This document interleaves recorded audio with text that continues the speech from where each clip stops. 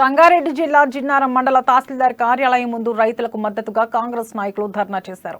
జిన్నారం మండల కాంగ్రెస్ పార్టీ అధ్యక్షుడు శ్రీకాంత్ రెడ్డి ఆధ్వర్యంలో కాంగ్రెస్ శ్రేణులు నిరసన వ్యక్తం చేశారు. ఆందోళనలో Jinnaram MPP Ravinder Goud, vice MPP Gangu Ramesh, మాజీ ఎంపీటీసీ వడ్డే కృష్ణ పాల్గొని రైతులకు మద్దతు తెలిపారు. కేసీఆర్ నిరంకుశ పాలనకు చరమగీతం పాడే సమయం ఆసన్నమైందని, రాబోయే ఎన్నికల్లో కాంగ్రెస్ పార్టీని అధికారంలోకి రావడం ఖాయమని కాంగ్రెస్ నేతలు చెప్పారు.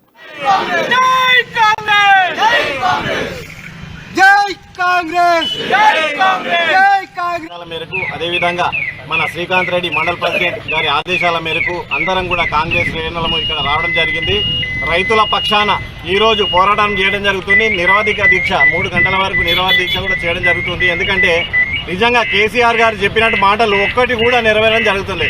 రైతులకు 24 గంటల కరెంట్ ఇవ్వడం జరుగుతుందని చెప్పడం జరుగుతుంది. మైక్ పట్టుకొని స్టేజ్ల మీద చెప్పడం జరుగుతుంది. కానీ ఈ రోజు వాస్తవానికి 8 గంటల నుంచి 10 గంటల కరెంట్ 3 ఫేజ్ రావడం జరుగుతుంది. నిజంగా ఎంతవరకు సమంజసం అనేది కూడా మీరు రైతులందరూ కూడా ముందుకు రావాలి. మనకు జరుగుతున్నటువంటి అన్యాయాన్ని మీరందరూ కూడా దయచేసి మీరు వ్యక్తపరచాల్సిన అవసరం ఎంతైనా కూడా తెలియజేస్తున్నాము.